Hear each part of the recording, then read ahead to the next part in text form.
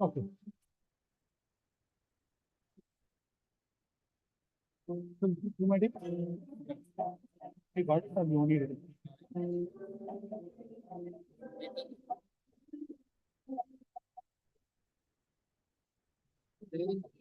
Yeah, email. I have it.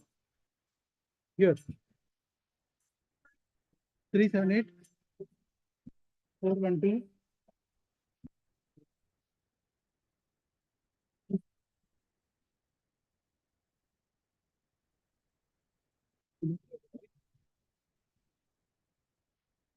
Seven eight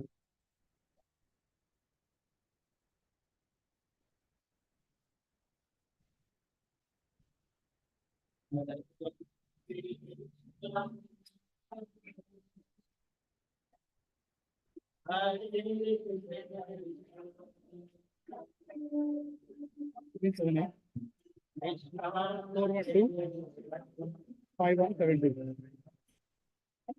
1 2 3 4. Connect already. No.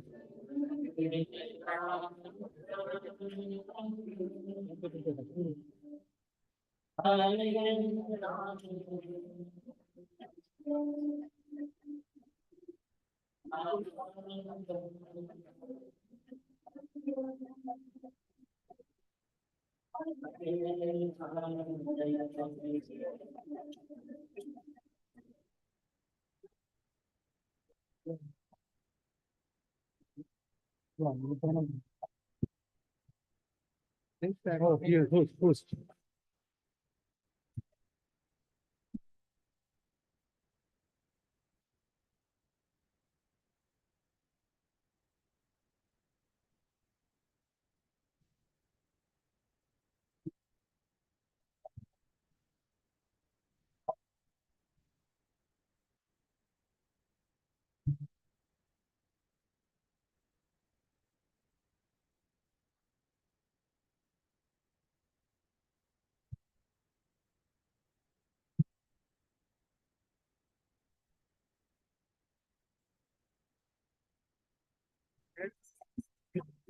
One time.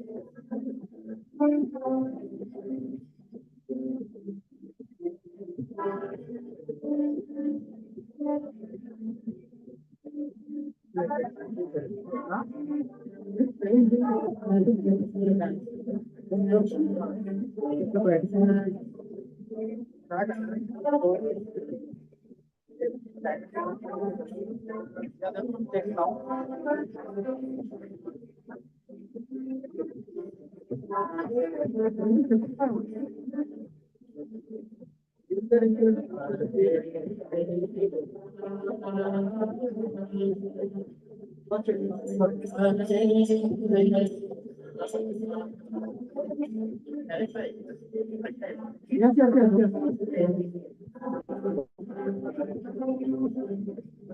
Yes.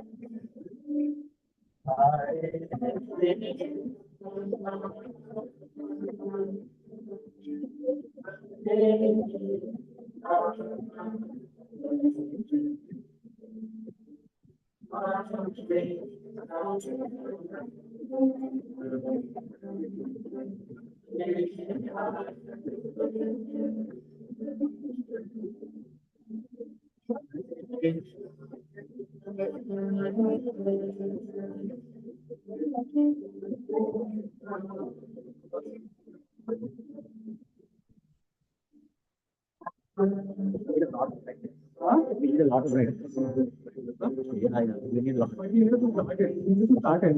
Yeah, but it was very low. But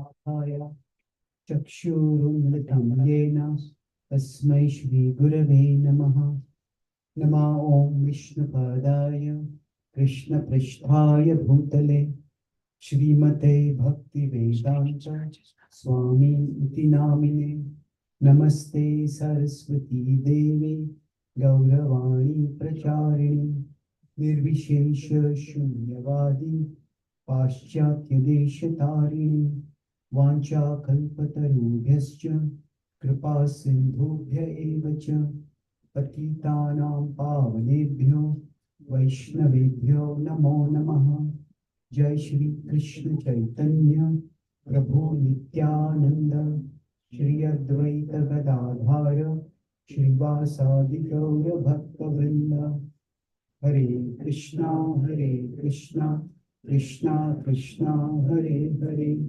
Hare Rama Rama Rama Hare Hare.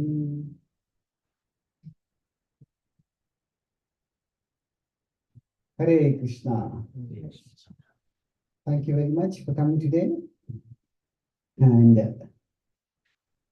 today I'll discuss, based on the Ramayan, on the topic of when good people do bad things. And in fact, this will be a series I'll be taking today, tomorrow, and Sunday also. The temple final class will be there.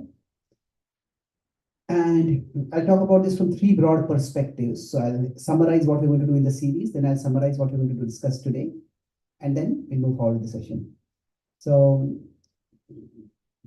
in today's session, we will discuss, first of all, 4 approaches to the Ramayana or to the epics in general. And then within that, we will discuss one particular incident where we will understand how this particular thing happens. How do good people do bad things? We'll talk about. Then in the next session, we will discuss about, till tomorrow evening, there we'll be discussing about how do we respond when we are victims. So when somebody has done bad things, how do we respond? That will be tomorrow's discussion.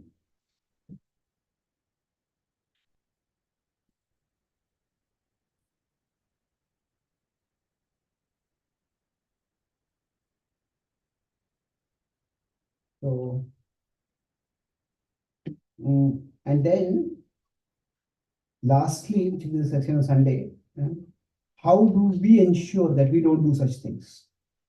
How do we protect ourselves from doing bad things? So let's begin. Generally, the question we often ask with philosophy is, why do bad things happen to good people? That's a common question.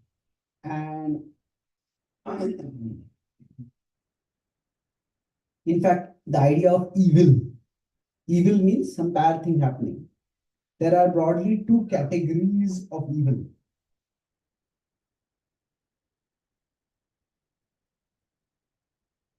One is where evil is natural and the other is moral. So natural is what the common question is. Bad things happen. So natural evil is, say, a storm occurs, hurricane comes, an earthquake occurs. These bad things happen to people. Somebody gets a cancer or something like that. The pandemic, for example, would be considered to be a natural. But suppose it gets confirmed that not only was there a lab leak, but the lab leak was intentionally done to spread the virus and to depopulate the world. Suppose there were some sinister dark designs, then that would be not a natural evil, but moral evil, where bad things are done.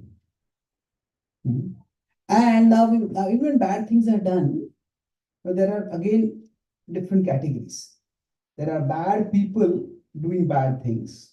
There are evil people. But there is also a situation when good people do bad things. So we are going to discuss primarily of this category of when good people do bad things. So we all have probably experienced something like this. Somebody we trust, somebody we respect, somebody we consider a part of our close circle. And then that person backstabs us, that person hurts us in some grievous way. And it can be very disorienting, even devastating for people who suffer this kind of situation. How do I see this? How do I process this? How do I trust people? How do I function ahead in my life? Now, generally speaking, we would, in a simple way, say, oh, this person is a bad person. But we will be discussing later on, when does a good action, rather, when does a bad action indicate that the person is bad, or when does it indicate that it's just a slip on their part? So we'll discuss that in broad course, in due course. But at this point, this is our topic. Before we go into the topic, let's focus on what we want to discuss here. That is, when I'm going to discuss this based on the Ramayan. The Ram Navami is coming soon. In India, the Ram temple is established.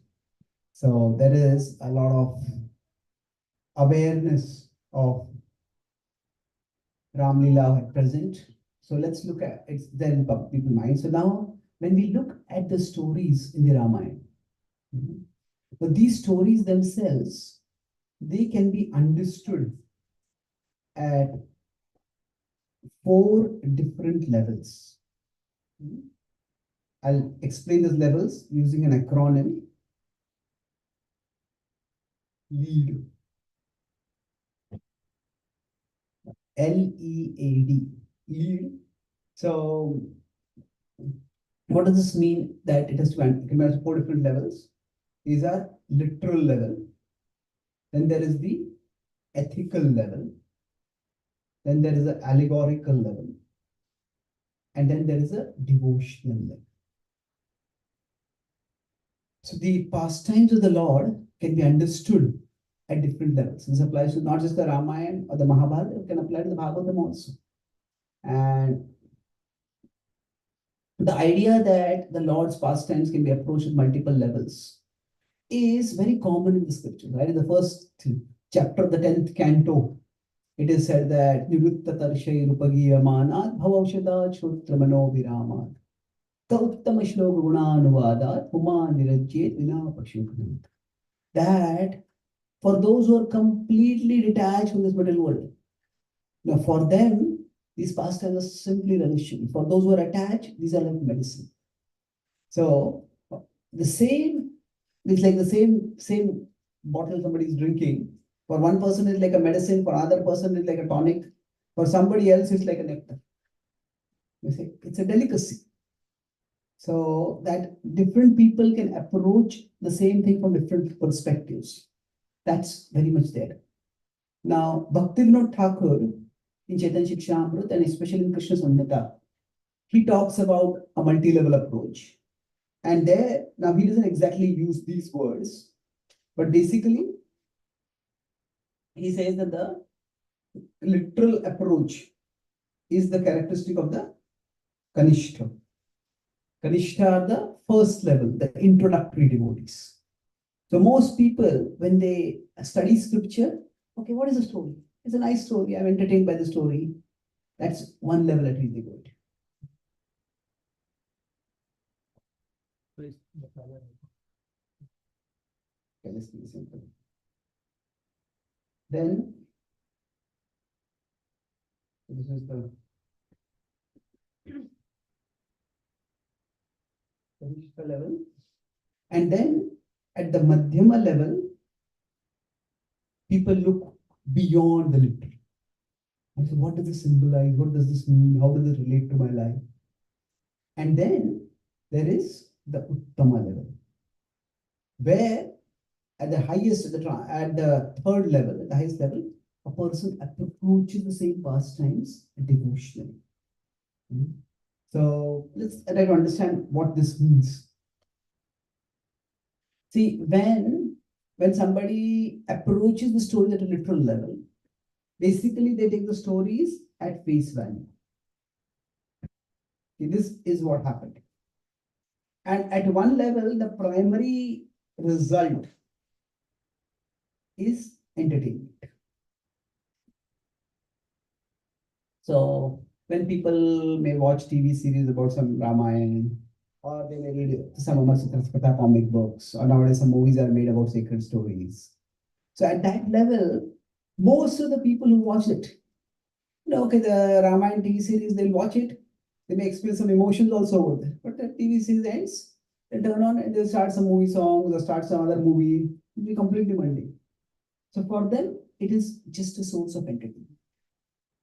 However, whatever be the approach they come with it, all these approaches, they are going to result in purification. But the primary purpose with which somebody is approaching it is not purification. They're seeking at the Kanishta level, they're seeking entertainment. And at this level, many times when people hear stories, it's good that they're actually at least hearing sacred stories. They could be just hearing movie stories and fictional novels, but they're reading about the Lord and his pastimes of the exalted characters. So it is good. But the flip side of this is that it just becomes interchangeable with anything else. Most of the times people at this level start seeking masala. Is that, okay, tell me some new story. I've heard this story so many times. And some new details, some new twist. And that is why in almost all traditions, there are often retellings of the stories.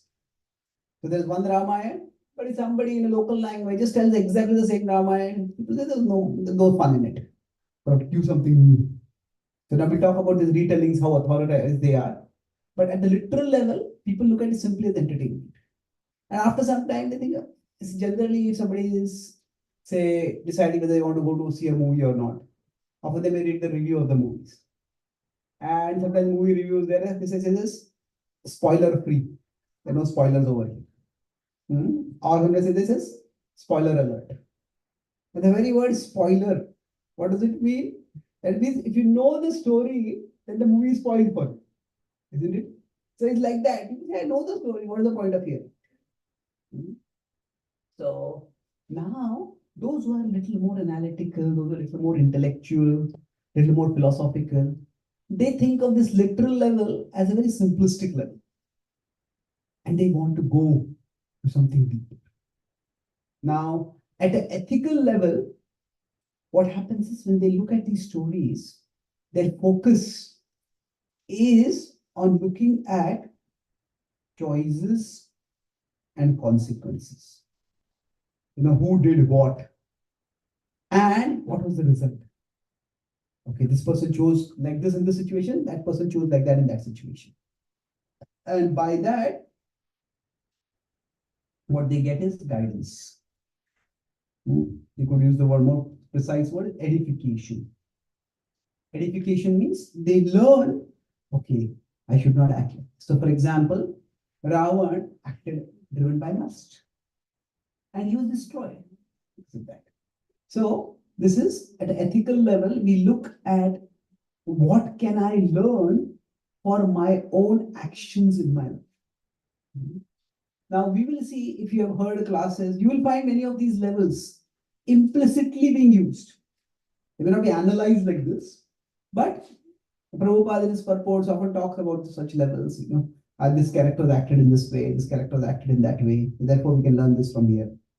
So now, especially when we are applying this to sacred characters, then often then the ethical approach is used. Then it's good to have in the ethical approach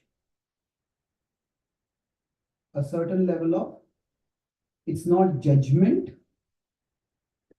but humility. That means that not so much who is right, but what is right. So, for example, Srila Prabhupada takes this approach in the first chapter of the Bhagavad Gita, when he says that first he will say Arjuna is reflective, he's thoughtful, he's not jumping to conclusions, he's not jumping into action, he's thinking about his decisions. He's a thoughtful person, is eminently qualified to receive the knowledge of the Bhagavad. But in the second chapter, Arjuna is in tears, and Prabhupada says that such tears are a sign of ignorance and attachment. And that ignorance and attachment has to be removed, and the Gita will remove that. So what's going on over here? Is Arjuna thoughtful and receptive? Is Arjuna ignorant and attached? So here the approach is that whatever we can learn from scripture, we try to learn. We're not trying to judge those characters. We'll see this approach many times. Say, for example, in the Vritrasura pastime, when Chitraketu is cursed by Parvati. So first, Prabhupada said, Chitraketu had no business laughing at Shiva and Parvati. If all the sages were sober, why did he have to laugh? And then after Parvati curses and Chitraketu remains very equipoised, Prabhupada says in this purport that Parvati didn't have any real reason to curse. If Chitraketu had been offensive, then the sages would have said something, Shiva would have said something, but they didn't say anything. Why did he have to take it so? Why did she have to take it so personal? So the point is that it's not who is right, but what is right. So from what can we learn from there is that, okay, Chitraketu should not have just laughed when he saw something which was difficult to understand. And so we should not laugh when we see something, we should not be laugh or be sarcastic when we see something which you can't understand. And we should not speak harshly. We may not have the power to curse anyone, but we should not speak harsh words when we see something, somebody doing something objectionable. Basically, we learn lessons from it. That's the ethical level. Now, at the allegorical level, the focus is on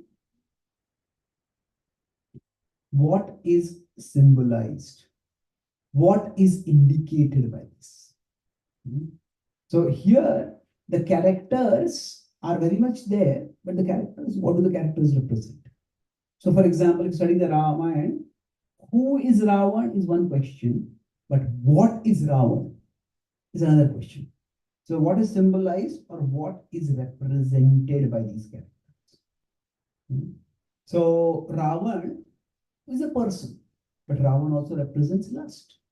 In the 10th canto, when Srila Prabhupada speaks about Devaki losing her first 6 children, says that those 6 children represent the 6 anarthas. And the 6 anarthas have to be destroyed before the Guru and Krishna can manifest in the heart. So this is what does it symbolize? What does it represent? Now, by this approach, basically there are some universal themes that about which there is illumination. From this, some guidance can come, but the idea is, I want to go deeper. I want to understand, not just story, what does the story stand for? What does the story represent? What does this character represent? So now, when I use the word allegorical, it's important that in what sense is the word allegorical used? We're talking about the allegorical approach. It's a way, they're like lens through which we can look at the same. It's not that the stories themselves are allegories. So it's an allegorical perspective. It's not when we say the stories are allegories, that means the stories are not real. The stories are just told, they're just imagined to teach some lessons. But that is something which our acharyas have strongly been against. Srila Prabhupada said that Kurukshetra is not just symbolic. Kurukshetra is a historical place where a historical battle of the Mahabharata happened. So generally speaking, the allegorical and the literal. The allegorical should not be a replacement for the literal. The allegorical is a complement or a supplement to the literal. Replacement means what? That, okay, literal is not true at all. It's only what is symbolic. But complement means, okay, the literal tells us something, complement tells us something which makes a more holistic understanding. Another is that supplement means the literal itself is complete, but the non-literal, the allegorical, will teach us something new. Now, this is where Bhaktivinoda Thakur's brilliance comes up. He says that the people who look for non-literal readings, so you can categorize both of these as non-literal. They often think that they are much more intelligent than the people who look for literal readings. And in fact, those who enjoy literal readings, they are so naive. And if people can't find any non-literal readings from there, then they get bored. The children's story, there's nothing in this. So Bhaktivinoda Thakur, that's how, for such people, he gives meanings. Say, for example, Putana refers to a false guru. Shaktasur refers to a sectarian mentality or whatever, things like that. He gives some non-literal meanings.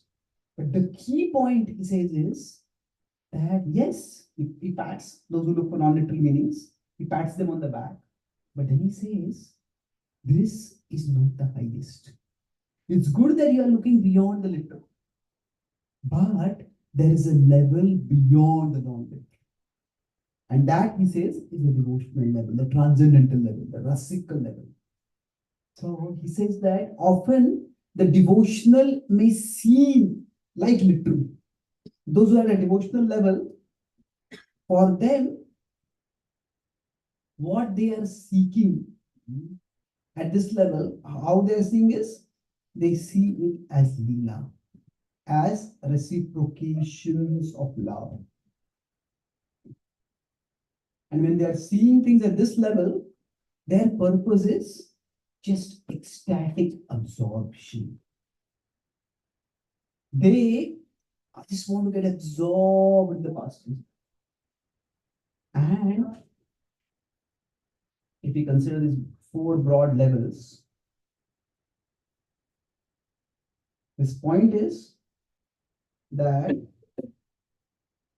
there are people who can approach the Lord's pastimes at different levels, and each level can have its utility, its value. But the problem is when people start thinking that one level is the ultimate level. So at the level of now what is the difference between the Uttama and the Kanishta, the devotional and the literal levels? It's a significant difference. At the literal level, it's just seen as a story for entertainment.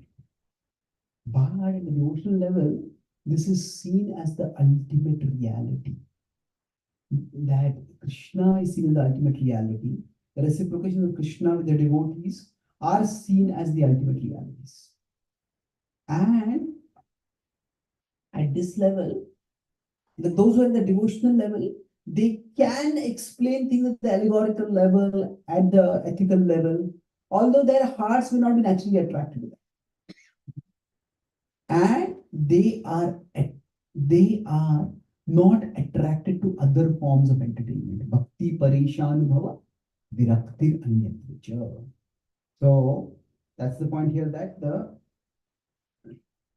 literal is not the same as the devotional. The literal level, what happens? It is just entertainment. But so here it is not entertainment, it is enlightenment. It is an activity of the enlightened soul and no attraction to other entertainment. They are not attracted to mundane forms of entertainment because they see this is the ultimate reality. And the other point is that they are incapable of other readings. You just can't think of ethical or allegorical. But here it is more of uninterested, but capable of other readings. So, Krishna Thakur, for example, 10th canto, or Gopal Champoji Goswami, they're focusing primarily on the rasical, the rasa. Pibata Bhagavatam Rasamadayam. Just relish the rasa. Become absorbed in the Lord. But when required, they can give explanations. So, for example, Vishwanath Thakur says that the Bhagavatam is the avatar of Krishna. Bhagavatam is not different from Krishna. But as Krishna has different avatars for different purposes, so he says that Krishna also has a Mohini avatar, which actually puts people into moha. The asuras, but puts people into moha. So he says similarly, some pastimes in the Bhagavatam are manifesting the Mohini avatar mood of the Lord. So, for example, when Krishna departs from the world and apparently leaves the body behind, that is the Mohini avatar of the Lord. He's manifesting the Asura Mohan. So the point I'm making over here is that Chakravarti Path is also capable of giving very deep non-literal readings, but that is not his interest. His interest is in the devotional transcendental level. What does the Lord do? How does the Lord act? So these are 4 levels at which the pastimes can be understood. Now, sometimes if only the transcendental level is used, if only one level is used, it can lead to some problems. We'll discuss that. So if all this seems a little philosophical and technical, don't worry. The remaining class will be even more philosophical and technical. Well, not really. So let's move on to a pastime now, which illustrates, and then I won't go much into the 4 levels, but I just illustrate how these 4 levels can be approached. So we look at the incident of Kaikeyi and Manthara on one side, and then Dashrath and Ram on the other side. So basically the incident of the banishing of Lord Ram. So there are multiple characters over here, and we'll see how these characters interact with each other and how this pastime can be understood at various levels. So let's start with the literal level and then we'll move to the other levels. Ayodhya at that time was an extremely powerful kingdom. It was not just powerful in terms of the influence it had over the other kings and their kingdoms, but it was so enormously prosperous. And Dashrath Maharaj had brought this power and prosperity to the kingdom. And as he was aging, he decided that he wanted to have the succession unfold smoothly. And when he decided that, he consulted the royal assembly. He brought people from various varnas. He got an inspiration. Normally, succession takes a long time. It's an elaborate planned process.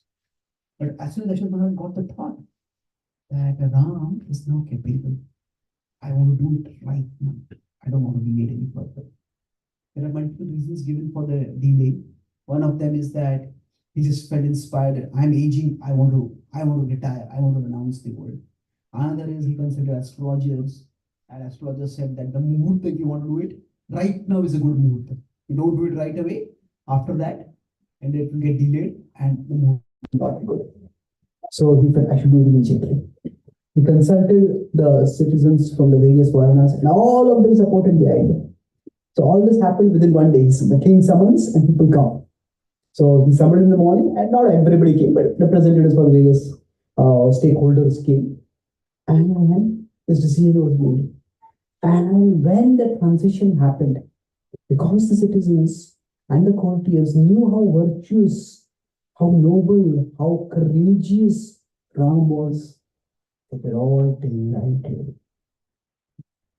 And Dashrath Maharaj was himself very pleased that his son, who is so glorious, is being accepted. He is going to be enthroned. In the past, while there was this idea of genealogical succession and primogeniture, that the king's son would become the king and the eldest son would become the king, all this was there. But still, that did not mean automatically succession would happen smoothly. While there was a principle, but whether that principle would naturally be followed, that could always be opposed. So here, when you saw that it's all happening so smoothly, everybody is accepting. Everybody is not just accepting, but celebrating. A festive mood spread across the city. And Dashrath Maharaj is making arrangements to take this forward. And as this news spread around, that news went from the court to the palace. And one of Kaikeyi's maid servants heard that news. Who was that? And she became alarmed. Why was she alarmed? Because she had her own vested interests over there. She wanted that her position of being privileged in the palace staff be maintained. She had a hunchback as she was getting on in age, and sometimes people had made her the target of friendly jokes because of her hunchback. Nothing malicious, but still she had been irritated by that. But when Kaikeyi became the favorite queen of the king, then Kaikeyi's position became elevated in the royal staff, the palatial staff. And then she was the favorite maid servant of Kaikeyi, so her position also became elevated. And he started thinking that if Kaikeyi is no longer the queen of the king or the favorite queen of the king, then she loses her power, I lose my power. So I want to hold on. And she went to Kaikeyi and she told, you are sitting here peacefully. Do you not know what a disaster is befalling you? What? No. Kaikeyi had been with Manthara since she was been a small baby. She had been a nurse in her childhood. And she knew that Manthara was a little irritable, sometimes a little cranky. And she would just indulge her. What's the matter? They said, Ram is going to be enthroned as the prince regent, and then he will become the king.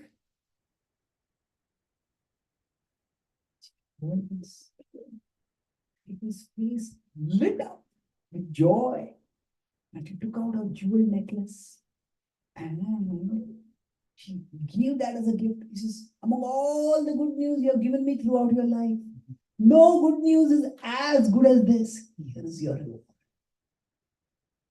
Now, sometimes what happens is when we are agitated, we are disturbed by something, and we tell it to someone, and that person does not become agitated.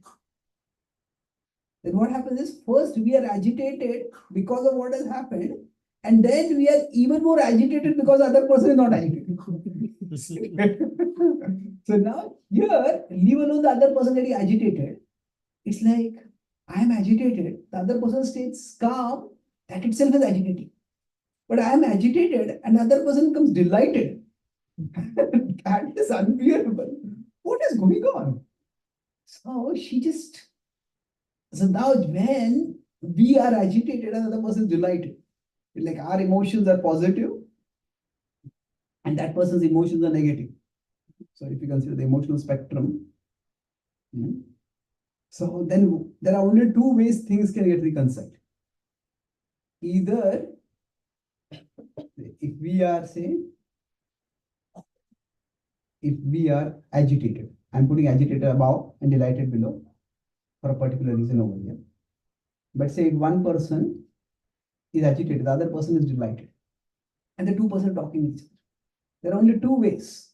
Either the agitated person has to become delighted, or the delighted person has to become agitated. So otherwise the two just cannot be together. The two cannot just connect with you. So generally speaking, if we think somebody thinks the bad news and the other person thinks it's very good news, so we may suppress our emotions, and we may also smile, although inside we will be burning. Why is this happening? But in this case, Manthara was so agitated. When a queen gives a necklace, it's a great gift. But she's become so brazen because of her agitation. Emotions are often things that remove normal constraints on our behavior. The stronger our emotion, the lesser becomes the constraint on our behavior. So normally, we may not use foul words in our language. But if you're angry, then that constraint, that restraint is removed. So she did something which would normally have been outrageous. Just took the necklace and hurled it on the ground. Queen giving her own necklace as a gift. You foolish lady! You are a warrior queen. You are a Kshatriya. Do you not understand what is happening? Do you not know the ways of the kings? Have you no understanding of how politics works? You are celebrating while a disaster is coming upon you. The king was taken aback by this reaction. The severity of Manthara's reaction made us rethink. What's wrong? Since Ram is just like my son, he will become the king. I am naturally joyful. You not understand that this is a conspiracy created by Kaushalya to take power away from you. If Ram becomes the king, then that means that Kaushalya will become the mother of the king. She will have all the privileges that you have had. Now, generally speaking, what happens is that when we are trying to persuade others, there are some people, if they know our weaknesses, when some people know our weaknesses, they cover our weaknesses. That means, say, if we are too emotional and we are in a close relationship with someone, then if that person is more rational, then they will try to balance us. So some people cover for us. Some people cover for our weaknesses. And there are some people who cover us with our weaknesses. What that means is, they know that we have weaknesses and they deliberately exploit those weaknesses. So here, what did Manthara do, you think?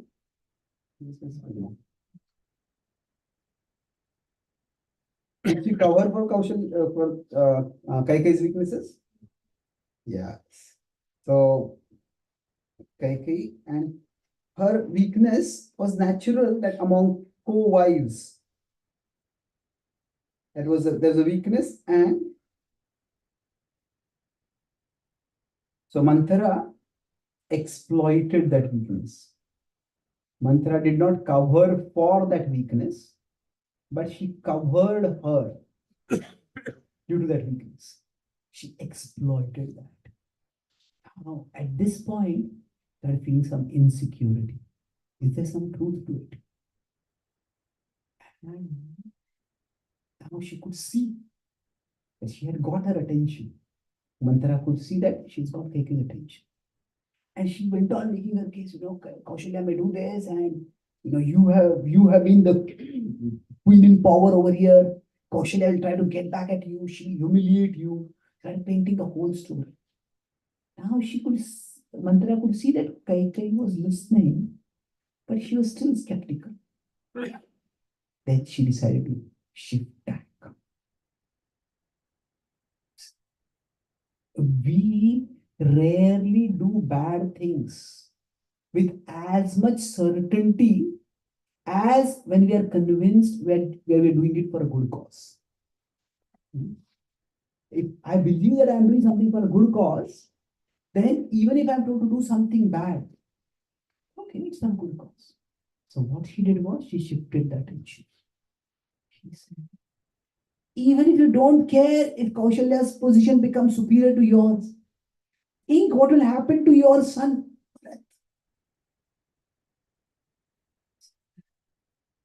Do you have no worry about his future, even his safety? Ram will see Bharat as his rival. And when Ram sees Bharat as his rival, he will try to put him down. Once he is the king, he will have all power in his hands. He said, no, Ram and Bharat love each other. They are brothers. He says, Ram will become the king. And who knows, after Ram, Bharat may become the king. How can you be so naive?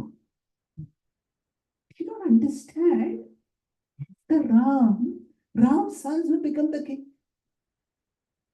Once the throne passes over that line, it will be gone forever. Ram will no longer see Bharat as his brother.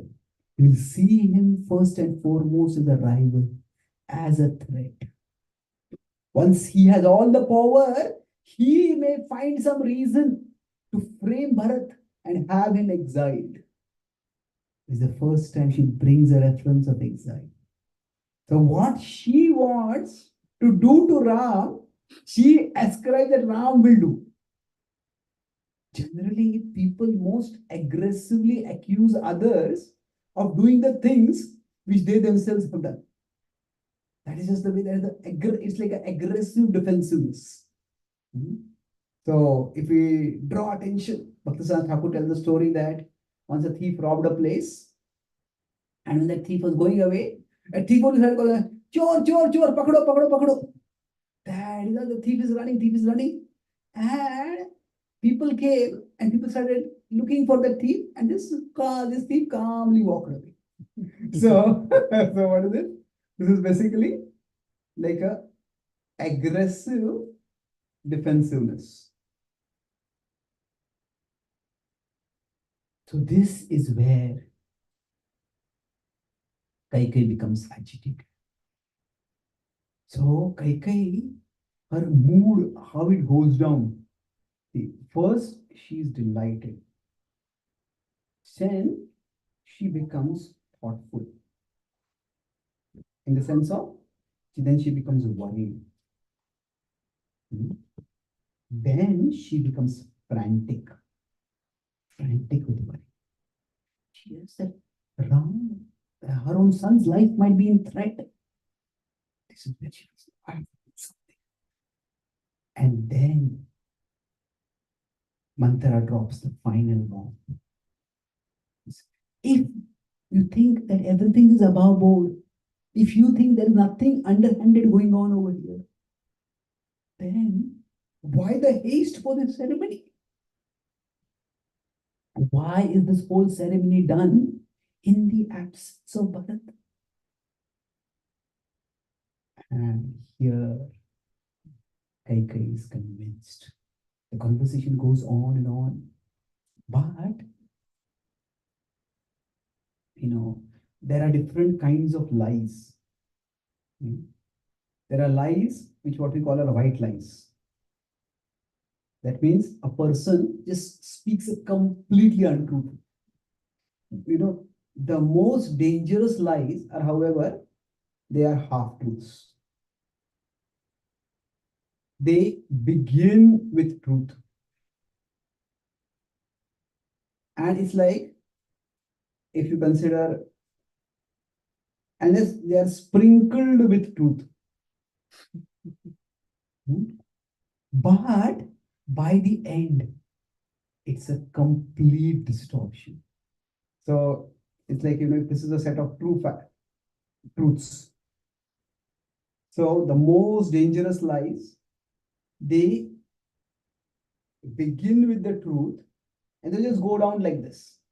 So that they're okay, they're dangerous. But it's like, they're like this, they come back here, they go back, they come back, and then they take a person way, way down. So the lies that are built on truths, that take truths but spin them in a particular way, they are the most dangerous.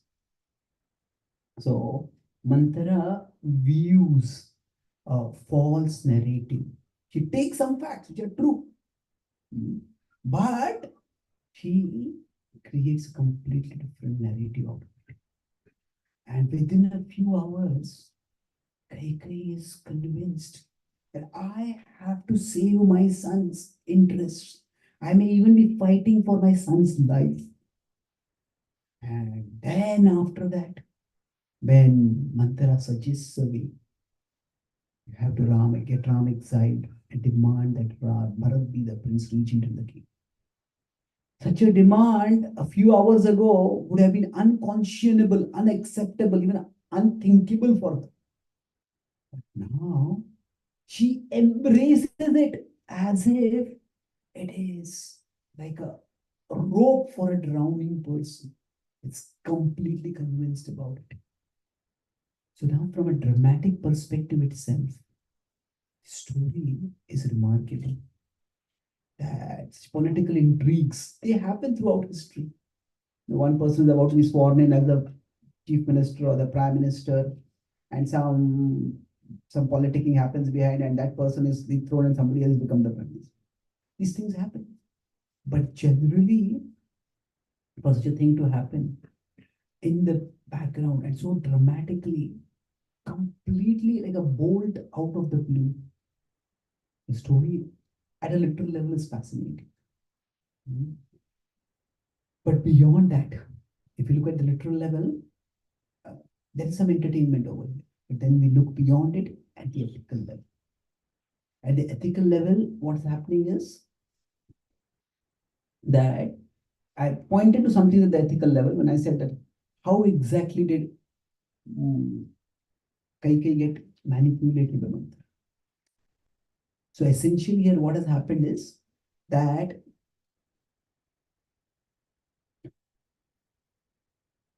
how does a person end up, it is described that there is like a 180-degree shift. Now some people, there's like nowadays, I'll give 100% effort. I'll give 200% effort. Like sometimes now nobody can give 200% effort. We have only 100% capacity. But sometimes to emphasize, people use certain languages. So I had a friend, he said, his position, he was telling me his position has changed completely.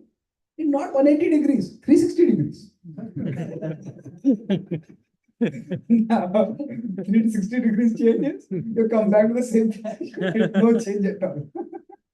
But sometimes they try to make something more emphatic, we may end up not taking away all the emphasis.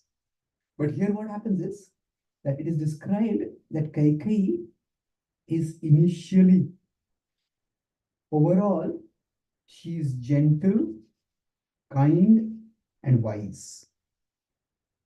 So gentle in speech, kind in heart, and wise in her overall thinking and behavior. But from there, she becomes harsh in speech, she becomes cruel in conduct, and she becomes foolish in her overall behavior, in her thinking especially. So this is a 180-degree change. So how does this happen? So how does this happen is, at one level, Kaikai, we could say she makes two mistakes. We will analyze these mistakes later, more in detail in the future scene. But and we are looking at from an ethical perspective. How does a person end up making such a 180-degree shift in their opinions or their disposition or their actions? So there were two steps in it. One is She heard Manthara submissively.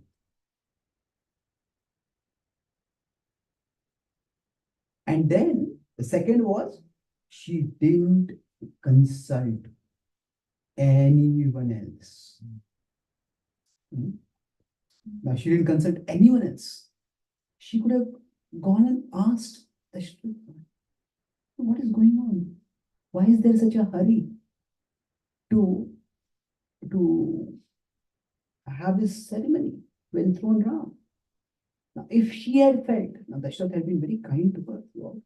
Although she had been a younger queen, Dashrath had made her his favorite queen, and she had given her far more privileges, which you normally reserve for the eldest queen. So they had a very close relationship. She could have asked him, and at least he deserved that much. But she didn't do that. Now she might have said, no, maybe there's a conspiracy. Dashrath is a part of the conspiracy. Either Dashrath is instigating the conspiracy, or he has become an instrument for the conspiracy. The Kaushalya is behind it, and Dashrath is being made a puppet.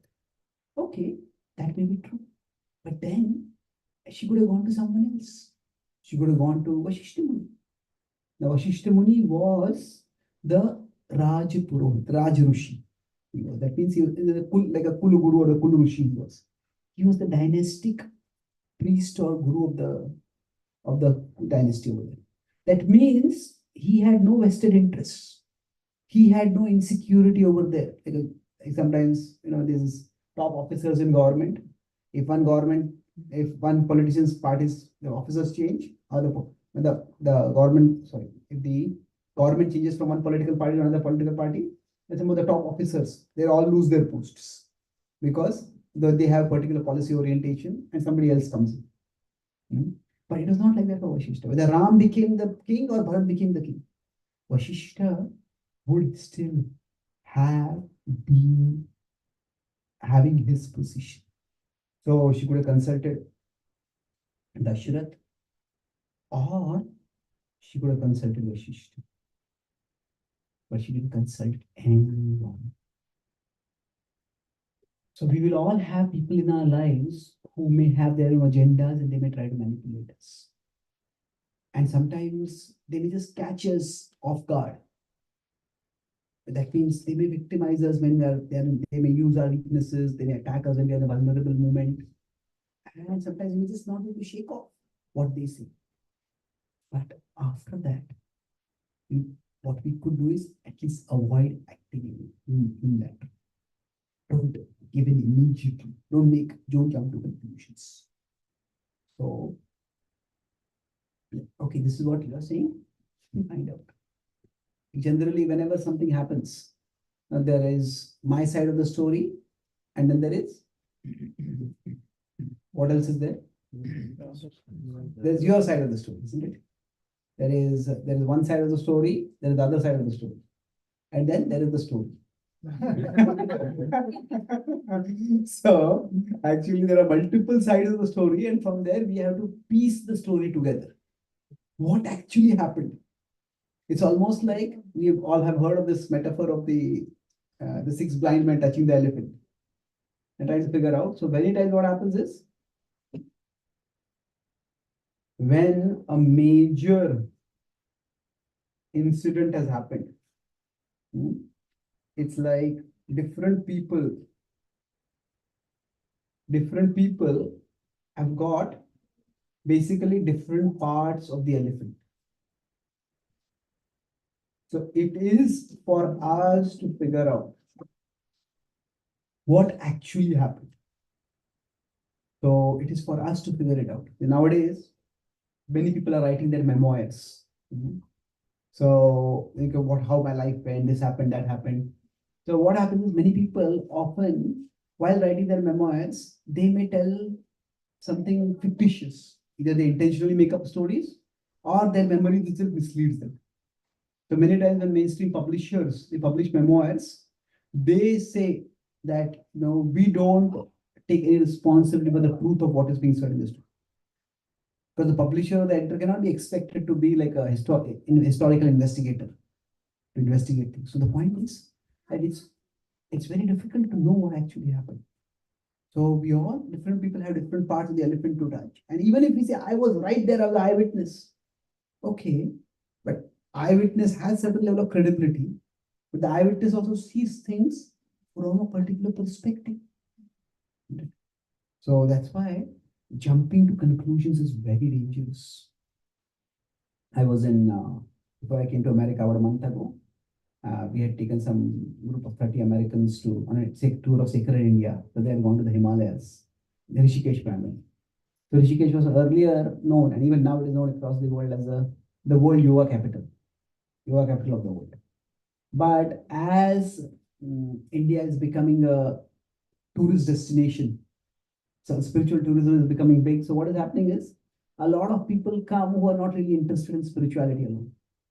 So Rishikesh, when we went there, there were advertisements for yoga institute, but there are many more advertisements for trekking and bungee jumping and adventure sports like that. So the idea is that somebody say, okay, bungee jumping, it's quite dangerous, I don't want to do this kind of jumping. Now we may or may not do that kind of jumping, but we all do another kind of dangerous jumping. And that is jumping to conclusions. So we need to. So I'll explore this ethical perspective more later. But this is ethical perspective. That okay, when I make decisions, let me never get manipulated. The way Kaikeyi got manipulated. This is something we can learn practically for ourselves.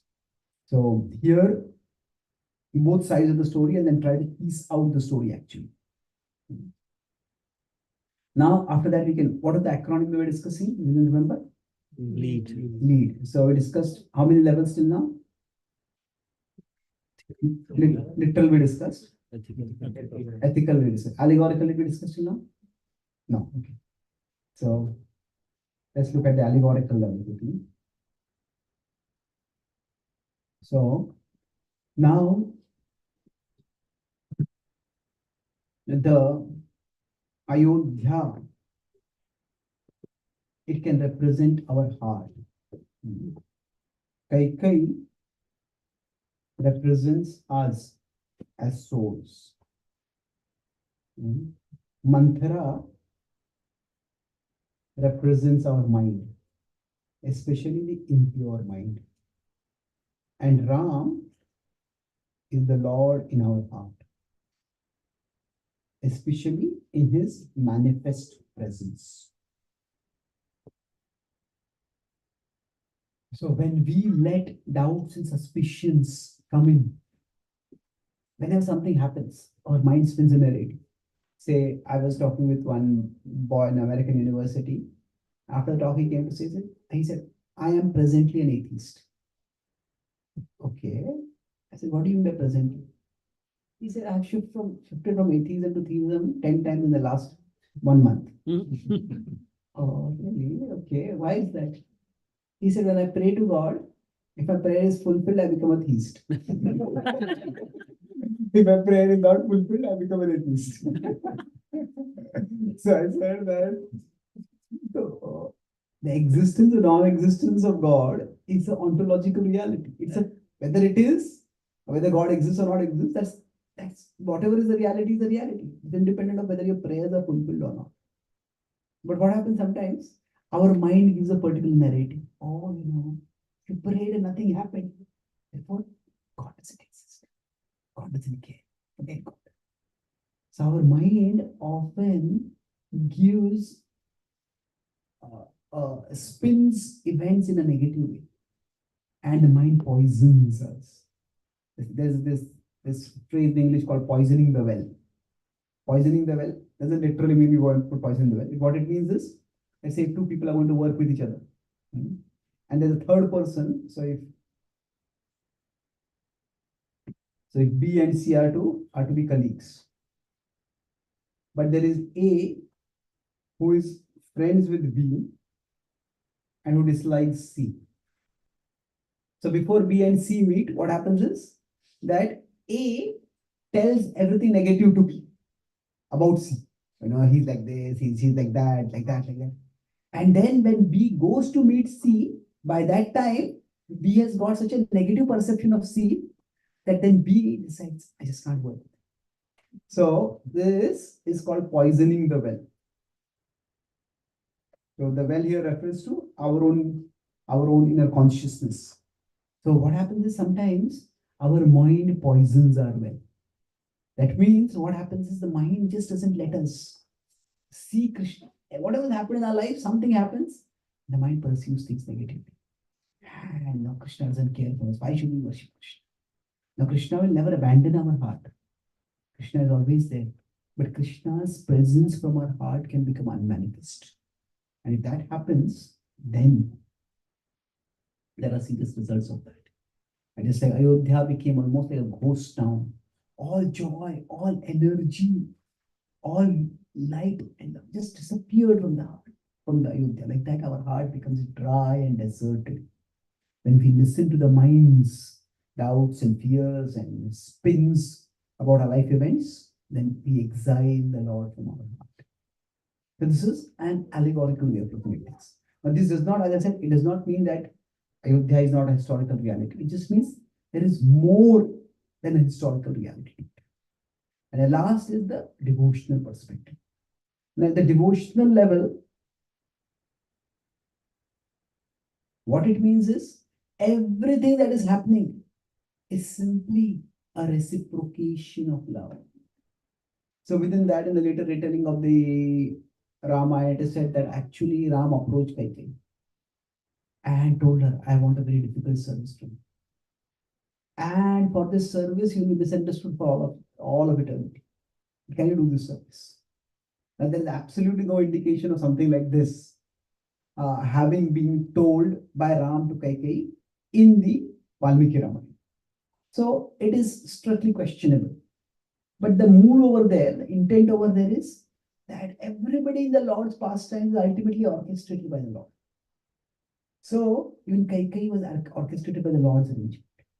And whatever Kaikeyi did was ultimately to further the Lord's pastimes. So what happens is at this level, everything is seen as a Leela. And that's why we consider, oh, Kaikeyi did something terrible.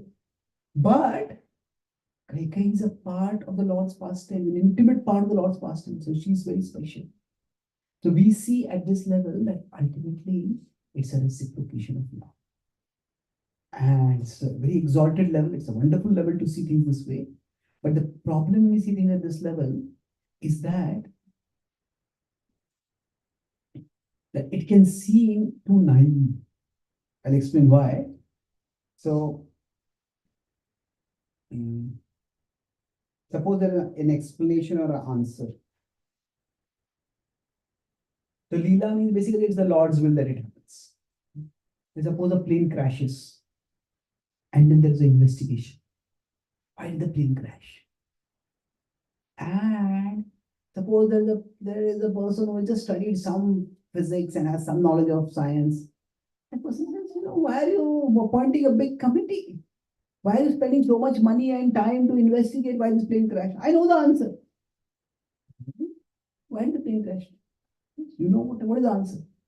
It's obvious. The plane crashed because of gravity. Now, is that a correct answer? Well, yes, and no, really. Yes, the plane wouldn't crash without gravity. But what happens is planes are designed to fly in spite of gravity. So what we would like to know is, why did the mechanism by which the plane normally flies, why did that mechanism malfunction? The committee is investigating that specific cause. So what happens is an explanation that explains everything in general.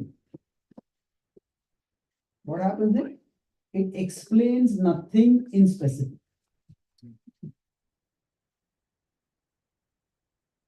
So now what happens is, if just like this person with the little education of physics starts saying, yeah, it's all answer is there, it's because of gravity. It's right, but it may be correct, but it is not a complete answer. In fact, it's so irrelevant that the correct answer just becomes irrelevant completely. isn't it? So like that, some people, when they hear the Lord's pastimes, they simply, if any question is asked, why did it happen? It's the Lord's Leela. Okay, why did Bhishma remain silent when Draupadi was being served? It's the Lord's Leela. Why did this happen? Why did this happen? It's all Krishna's Leela. Now, what happens is, it's all the Lord's will. Yes, it's true, it's the Lord's will. Nothing happens without the Lord's will. But if that is the only answer we give for everything, then we come off as irrational, sentimental, and we basically, people dismiss us. So, and significantly, this is not the approach that the epics themselves do. So, for example, when Krishna wants Arjuna to fight in the Kurukshetra war, Krishna doesn't simply say, this is my will, you have to do it. If Krishna had wanted to do that, Krishna could have finished the whole Bhagavad Gita in just 6 words. I am God, obey me. Fight. Bhagavad Gita Sampurnam. Krishna himself does not do that. When Krishna tells Yudhishthir to speak something counterfactual to Drona, to get Drona to lower the weapons, Krishna does not say, I am God, you have to obey me because of that. Krishna gives reasoning over there. So this approach, of the devotional approach, is definitely valid. But if we take only the devotional approach, we come off as not only irrational or sentimental, we may come off as a fanatic. So this approach is wonderful for those who are at that level, to relish it ultimately.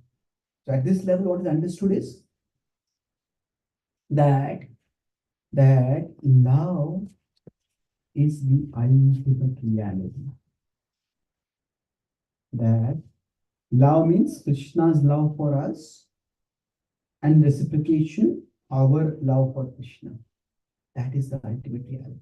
So sometimes good people may do bad things to us, bad people may do bad things to us, but through it all, Krishna is acting, Krishna's plan is acting. And when we see that vision, then we don't get too agitated. We can respond appropriately. So this does not mean that whoever does to us, we simply accept it as Krishna's plan. And we remain passive. It is for us to use our intelligence to decide how we respond. But the point is that this is also a wonderful level at which the great devotees can see it. So Prabhupada talks about the pure devotee, the Uttama Adhikari. They see everyone as a pure devotee. Prabhupada says in Krishna that everybody is dancing dancing. Some people are dancing in Yogamaya, some people are dancing in Mahamaya. Everybody is dancing in Krishna's Rasti. It's a very exalted vision. So the devotional, especially if we are having serious discussions at a rational level, simply jumping to the devotional level explanation will alienate people. So which explanation will be most beneficial for us, and which explanation will be most beneficial for others? It is we who have to use our intelligence. And generally, for us at our level, the ethical level explanation is the most beneficial for us, so that we can rise. We acknowledge our higher levels and we can bring those higher levels, but we focus on the ethical level explanation the most. And so this is the approach we'll be taking towards the Ramayana in the next 2 sessions we'll have over the next few days. And in this way, if we look at the way the Ramayana has benefited people throughout history, Indians and beyond India, it is at the ethical level. The service attitude of Sita in going along with Ram, or the sacrifice of Lakshman, the renowned spirit, the non-grabbing spirit of Bharat, the obedience of Ram and Dasharatha gives him instruction. So all these are virtues. All these are virtues that have inspired millions for millennia. So it is that this level, there is so much inspiration. Now, of course, at devotional level, just relish the Lord's pastimes and we delight in them. That is also wonderful. So I'll summarize what I discussed today.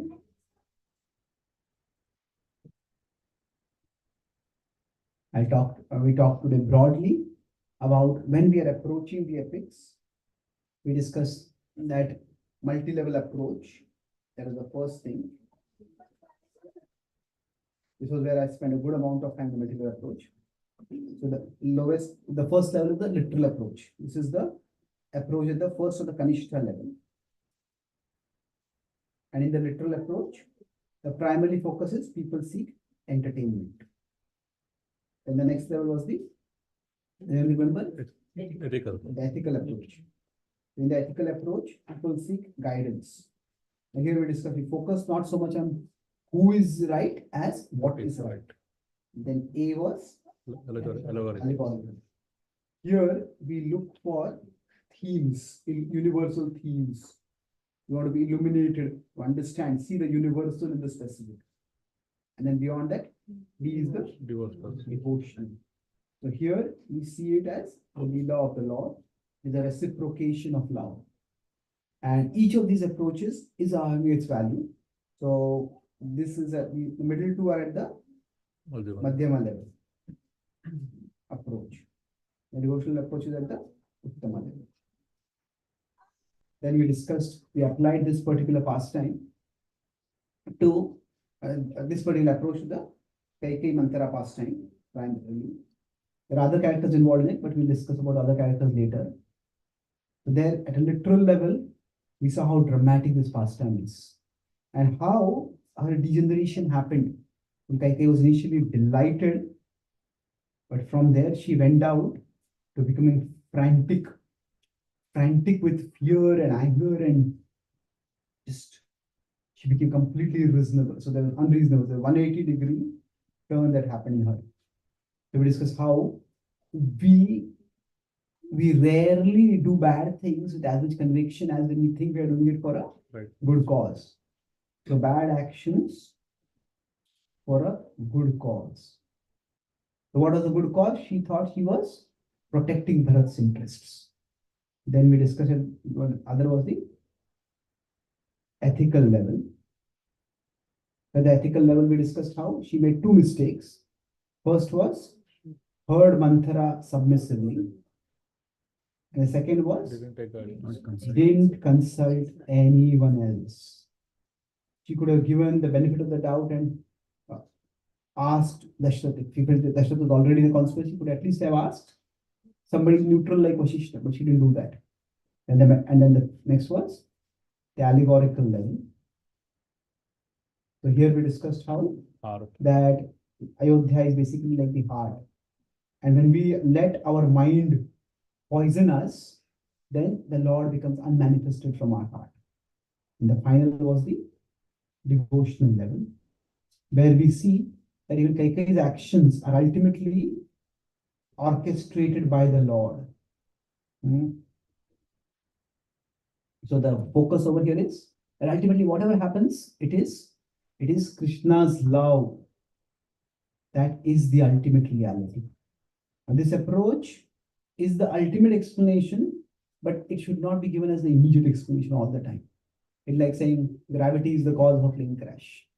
It's true, but it can be irrelevant for most people.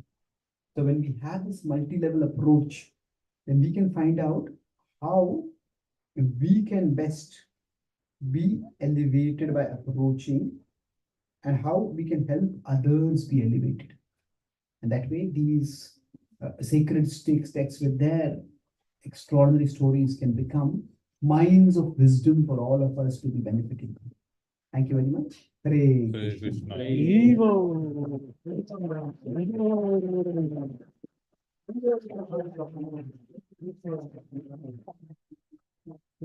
Are there any questions or comments? Do we have time?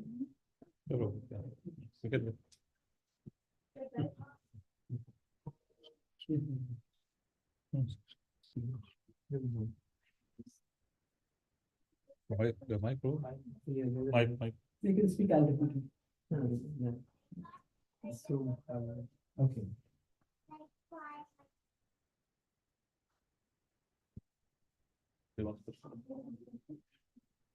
There. Sure. Come there. Yes. Right to the mic.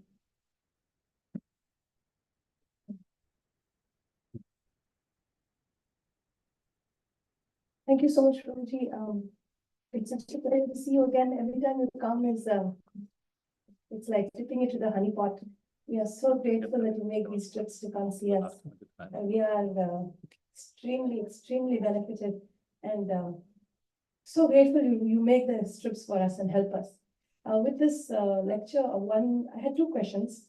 One was with the question of generalization with devotional approach to reading stories. It reminded me a lot of the statement he constantly gives saying, chant Hare Krishna. Any problem? Chant Hare Krishna. Financial difficulties? Chant Hare Krishna. Health is bad? Chant. I used to find that very similar because the approach is devotional. It's true that if you chant Hare Krishna, all problems get solved. But your explanation really helped because it took me through those levels. How do you explain it to somebody else though? Like there's so many who feel the same way as I do, that you're giving chant Hare Krishna like a standard medicine for all aches and pains. But it's true, it doesn't. Okay, so thank you. It's an important question. In every tradition, depending on time, place, circumstance, certain points get emphasized and they may even get overemphasized. So, for example, at one time, when Prabhupada wanted to build temples in India, so at that time, the whole emphasis was on building temples, and the whole idea of any kind of outreach meant cultivating people so that they will get money so that they can build temples. Now, Prabhupada did speak a lot about that. But does that mean that is the only thing he spoke about? No. But many things. If chanting Hare Krishna was the sole solution to all problems, so there's the ultimate solution and there is the sole solution. They're two different things. Soul is the only solution. Like Krishna is the supreme controller. But Krishna is not necessarily the sole controller. We all have been given free will. And when say Dushasana tried to disrobe Draupadi, it is not that Krishna wanted Draupadi to be disrobed. It was not that Krishna who was acting through Dushasana to disrobe Draupadi. That's a horrendous interpretation, isn't it? That is Dushasana misusing his free will. Krishna allowed that to happen. The Krishna is the supreme controller, but not the sole controller. That means within his supreme controllership, somebody can do certain things for a short time that may be against his will, but they cannot keep doing it forever. So, like that, cultivating Krishna consciousness by chanting Hare Krishna is the ultimate solution. But the ultimate solution is not necessarily the sole solution. Ultimate solution is not the same as the only solution. Why? Because we look at Srila Prabhupada himself. Prabhupada spent so much time writing books. Prabhupada spent so much time establishing the movement.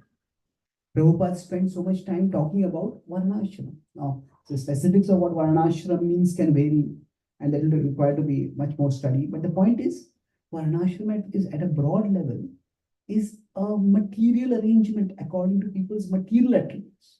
It is spiritual in the sense that it is meant for a spiritual purpose. But it is an arrangement, a social organization. That's material. Prabhupada considered to be important.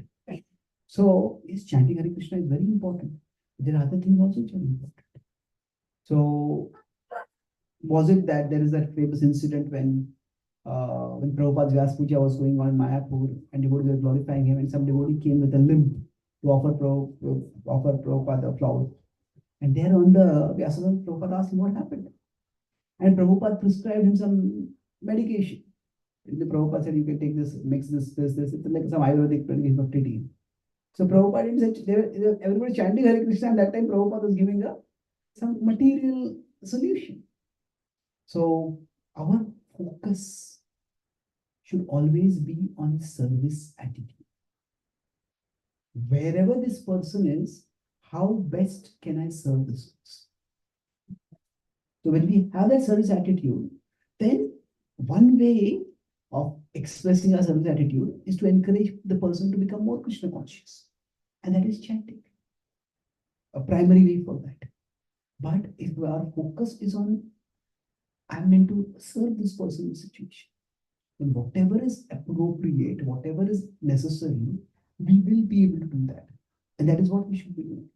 Otherwise, chant Hare Krishna, it will not be an expression of our service attitude. It can be actually an excuse for evading service. The service is, I need to support this person, I need to console this person. Instead of doing that, I just evade. So we have to be very honest with ourselves. The chanting, is it a chant? Is it an expression of service attitude? Or is it an evasion? Is it an excuse to avoid service attitude? So now that does not mean everybody has to do everything. Different people have different nature. So some people may have that much attraction to the holy name, they may have that much faith in the holy name, that they can just, whatever difficulties come, they chant Hare Krishna and they just rise above it. And they may tell that to others. And because they have experienced that, they have certain authenticity in what they are doing, and they have full right to do that. But that doesn't mean that Krishna will necessarily manifest to everyone only in that way. For somebody else, maybe we have to study. Somebody, it may be Krishna says, Aham Aushadam. Krishna may manifest through medicine to some, and then they are able to focus on chanting. So we need to acknowledge that Krishna, we want to bring people closer to Krishna, we want to ourselves go closer to Krishna. So what is the way at that particular time each person has to find out? Okay. Prabhu, with the allegories that you were saying, when we read a story like this, the literal translation and the ethical make logical sense. And we know it to be true. But with the allegorical, sometimes I feel I'm not sure if you're just spinning it. Okay, so these are four good point. Thank you for this. See, not every pastime has to be approached at all 4 levels. They can be approached at different levels. Now, should we try to look for allegorical in everything? Well, not necessary. Ethical is good enough. If you can look at ethical as life, that's good enough. But some places, something allegorical, our acharyas have done it. And can we do it? Prabhupada said that realization means to present scriptural wisdom in a way that is interesting for people today. So if we consider, say, if this is scriptural wisdom, and these are, so this is scripture, these are people's interests. So as, in one sense, as preachers, as teachers of scripture, we need to stand over here. And if we come over here, then we are not teaching scripture at all. Or if we go over here, then we will be teaching scripture, but we are not reaching people at all. So now the way we make things interesting is sometimes by using allegories. So it has to be done cautiously.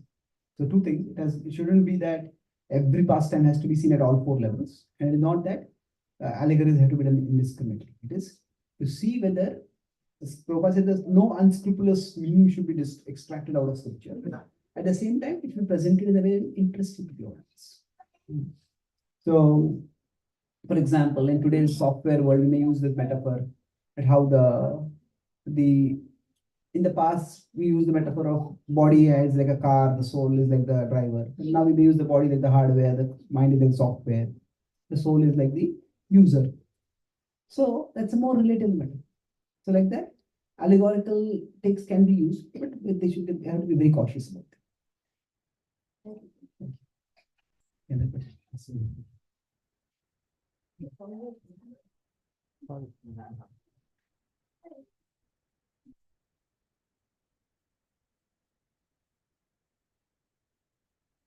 Thank you, Prabhu, for the wonderful class. In the example you gave that how mantra polluted the mind of Kaikai. So for our practical life, whether it's family, professional, devotional circles, things happen where what are the practical tips so that we don't allow such pollutions to happen, especially in today's world, where we have to be very, very critical of everything. because it's not a Ram Rajya. We have to analyze, and sometimes the association helps, but how do we avoid the mantra like things happening in our life? Okay, so I'm going to speak this about more later, but I'll mention it quickly. Okay. See, basically, there are three things. There's three P's: purpose, perspective, and pause. What it means is, whenever somebody tells us, especially something negative about someone, don't just hear the words, try to understand their purpose. Now, why is this person telling me this?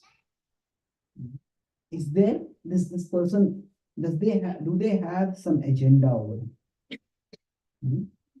So that is what Kaikeyi could have done. Why is Manthara telling me? Why is she so eager? What is the act that she wants to grind over it? Now, it could be a sinister motive, it not be a sinister motive, but everybody, when they are passionate about something, do they have some agenda over it? So try to understand their purpose. So the second perspective is more like an alternative perspective. Okay, this person is saying it's like this, but is there something else? Is there some other take to this? Let me try to, as I said, hear the other side of the story. So, and the third is, even after we hear, don't take, especially the big decisions, pause and reflect. Sometimes in the heat of the situation, one person say like this, the other person say like this. So then what happens? One person tells the story and the other person tells the opposite story. And then what happens is we may jump to the conclusion. First, we hear one side of the story and then we do something. That's bad. But we hear the other side of the story and then we demonize the first person. No, you are such a liar. You are such a misleader. Well, maybe not. Maybe the story actually lies in between something. We need to pause.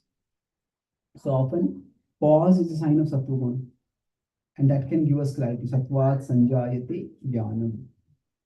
So, three things if we try to do: investigate the purpose of the person telling us something, try to get another perspective, and then finally have a pause to gather our thoughts and then make a decision. Thank you. Yes, please. Yes, I have a question.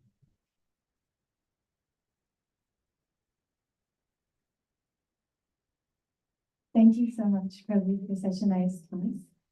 I had one reflection and then a question based on that reflection. So I was just reflecting that it's so hard to get unbiased advice in life because everybody has their own perspective and views on things, and then they also have their own desires. And I don't think that people are consciously giving biased advice, but I do think that those views shape their advice, and that in turn may not be like the best for our lives. And then you were saying that something that Kaikeyi did wrong is that she listened submissively to mantra. So my question is, who are the people in life that we should absolutely listen to submissively? Because again, it's hard to get unbiased advice. Okay. Yes, see the word, I agree with you fully that when you use the word bias, it has a strong negative sense to it. I would say that it's not necessarily people are biased. People's views are colored in particular ways. I would prefer that word colored. So in general, if you study the purpose of having any guide, it is not, like I said, Krishna did not tell Arjuna, you just follow me. And even if Krishna said, Mamikam Sharanam Jadyen, what happens after that? It is not that Krishna is micro-controlling Arjuna in the Kurukshetra warfare. Isn't it?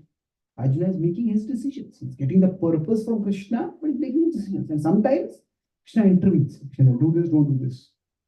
But most of the times, even when Krishna is there with Arjuna, Arjuna surrenders to Krishna, but Krishna doesn't take away Arjuna's initiative or decision-making capacity. The purpose of a guide is not that we outsource our intelligence to the guide. It is more that is a resource for our intelligence. It is ultimately, it's our life. And no matter how close a guide might be, they cannot live our life for us. It is we who have to live our life. And that's why it is important for us to develop our intelligence. And whoever is giving us guidance, it is for us to ultimately be able to make sense. It is a resource for intelligence. Let's start with something material and then we'll move towards something spiritual. Let me consider astrology. Now, astrology can be a useful resource for us to make decisions. But many times people just outsource the decision to the astrology. And that is not responsible. The point is that it is we who have to live our life. So like that in every field, when we take guidance, broadly, in general, we can say it's more like we'll go through 3 stages. First, more or less, it's obedience. Initially, say when we are small children, we obey our parents. When we are new in our spiritual life, we obey what we are doing. But after that obedience, there is observation, self-observation. Okay, initially I come to temple and I learn I should be doing some seva. So people tell me, okay, can you clean this plates? Can you do this? Can you do that? That's good. We do that. But afterwards we observe ourselves and then we try to see, okay, which services am I good at? How can I contribute best? Do I have some gifts? Are there some areas where there are some needs where I can make a contribution? So this is the area where guna and karma comes in.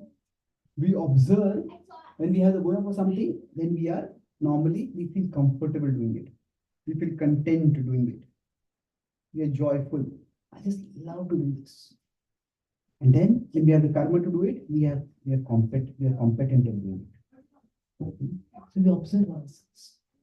Now, after making observation, then eventually it is for us to take initiatives. Okay, this is the area in which I want to serve. This is the area where we have to now look at our options and we take initiative over there. So, for example, Prabhupada was told by his guru, go to the West and preach in the English language. So Prabhupada obeyed that. But then when he came to America, Prabhupada did not come with the vision that I'll go to the hippies. Prabhupada didn't even know about the hippies, as far as we know. Prabhupada had not studied the cultural history of America before he came here. So his godbrothers, when they had gone to UK, they tried to reach the elite of UK. So they tried to appeal to the lords and the ladies and things like that. But Prabhupada was observing who is the most receptive. And Prabhupada turned towards the people of the counterculture, among whom peace were there. And then eventually, Prabhupada around 1970s, he said that, he told his disciples that, my guru told me to go in the West and preach, I have done that. Now I have a desire to preach in India. Now, just as I help my guru, you help me. And what is Prabhupada's idea? It's not that Prabhupada was deviating from his guru this time. Prabhupada said, it is not just that his spiritual master wanted him to go in the West and just give some talks. He wanted him to build an international movement. And that required a foundation in India. And that's why Prabhupada spent a significant amount of time in India. So I'd say all these 3 things are there. So we need to, when we are taking guidance, we cannot live without trusting someone. So as we initially grow up, we trust our parents. And if society is well organized, our parents are generally trustworthy. The parents may not understand everything that we go through, but broadly we can say they are our well-wishers. And then as we grow older, we get multiple guides. In our spiritual life also, it is not that trust is to be given blindly. We see, does what somebody say make sense to me? Does it tadvidhi pranipatena pariprashnena? So there is submissiveness, but there's also inquiry. So what's the meaning of inquiry? The idea of inquiry is we are trying to use our intelligence. We're trying to develop our intelligence. So it is important that whoever we choose as a guide, they don't just tell us what to do. They also tell us why we should do what we do. And then once we understand the principles, then we will be able to take decisions even when they are not available. That's why the best guides are those who are resources for our intelligence, not that they replace our intelligence. Does that answer your question, Paula? Thank you. Yes, please.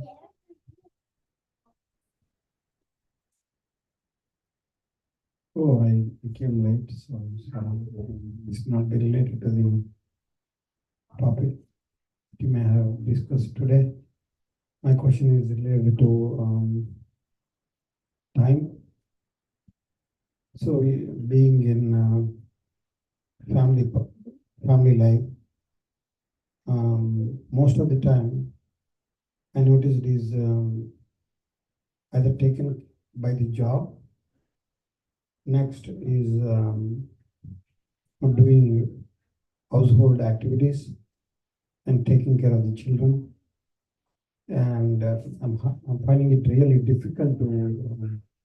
I wanted to study Bhagavatam and I want to study Chaitanya Charitamrita and practice spiritual life. But time is like so crunchy, being at least in this Bay Area, maybe in the US. How do we resolve this problem, time problem? All of us, it's a very important question.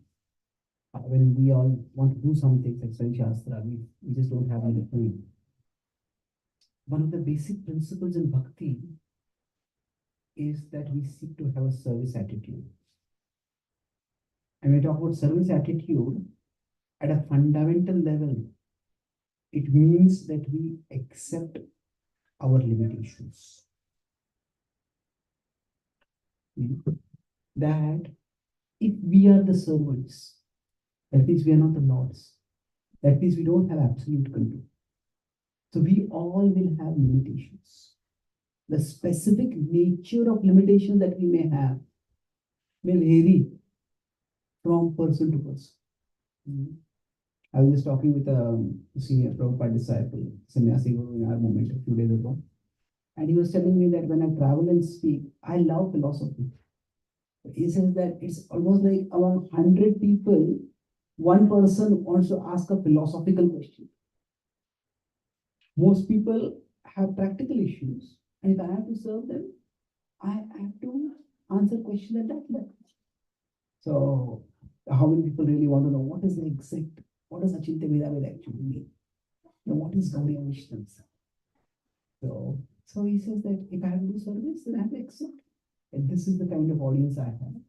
This is where I want to speak. So it's not the specific issue of you not having time is true, but the principle of limitation is there for everyone.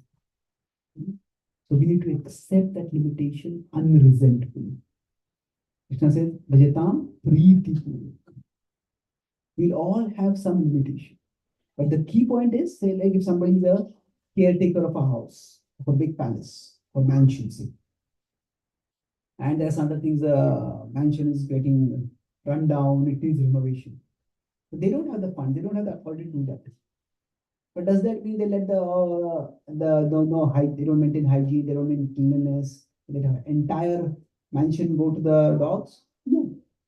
We accept our limitations and then we accept our responsibility within those limitations. So, within whatever limitations we have, what can I do? How can I serve within these limitations? So, if we don't do both of these, then the service attitude is deficient. If we only accept limitations, then either we'll become passive, nothing I can do, or we'll become resentful. If on the other hand, we only accept responsibility, and then we don't accept the principle that I have limitations, then we will become stressed. We will become burdened, overburdened, you can say. We all have limitations. Within that, we do as much as we can. So now, can we shift our limitations? Can we go out of those limitations? Yeah, sometimes as life changes, we can move out of particular limitations. So maybe I'm in a phase of my life right now where I have to have this kind of job, but maybe in future it will change. So I was talking with this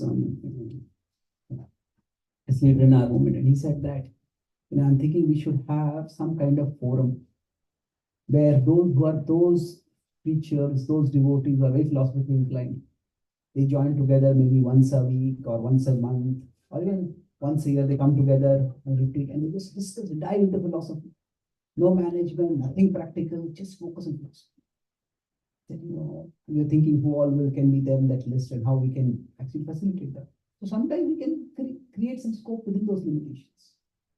Sometimes we may decide that, okay, now I have earned enough money, now I'll take maybe I'll retire or I'll take a consultant job or whatever. Or say if our children are small, they need more attention. As they grow older, they do not need that many attention. In fact, they will need more space. So our life goes through phases. Prabhupada himself said that if I had joined I had just met my guru 1 or 2 years before. Then before I had got married, I would immediately join as a full-time missionary. But he said that now that I was married, I had a child, it would have been unfair to my family. And Prabhupada did his duty diligently. And it was not time that he wasted. Everything that Prabhupada learned through his business experiences, all that helped him. Prabhupada was very grounded. Although Prabhupada was very transcendental, Prabhupada was very grounded. And that was also a significant reason for the success of his mission. So don't think that all that we are doing is simply going up as a waste. No, Krishna is working, Krishna is arranging for us to be prepared for a bigger, better service in future. So accept our limitations and accept our responsibility within those limitations. So thank you very much. Shri Ramachandra Bhagwan ki jai. Srila Prabhupada ki jai. Gaura Bhaktavinda ki jai.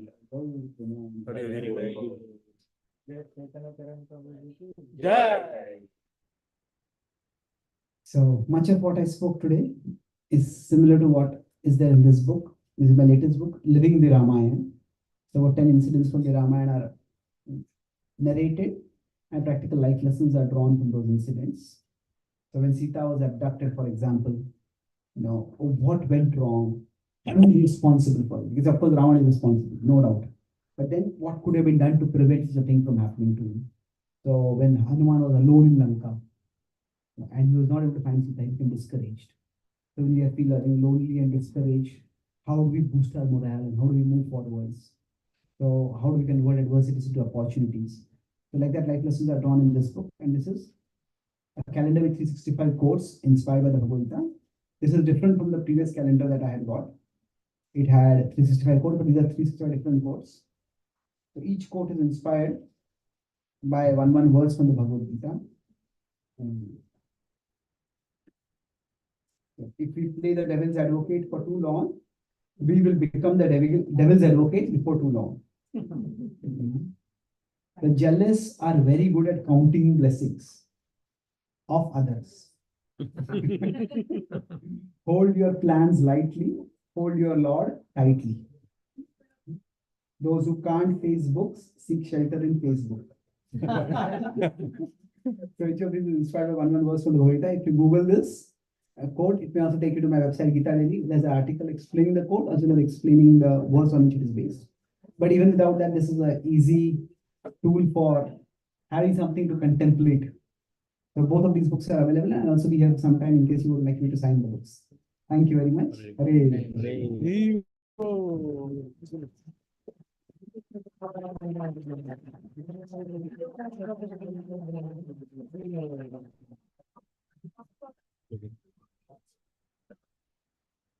Thank you. Thank you so much, Chaitanya Prabhuji.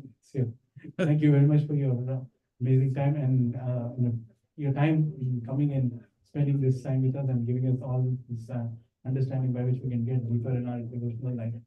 We're very, very grateful to you and looking forward for all the other classes here in ISV. Thank you very much. And thank you all devotees. Thank you so much for coming us. joining us here. We will have Prashant now.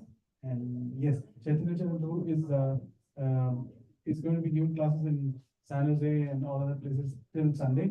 So if you want more details about that, you can reach out to us, me or anyone here.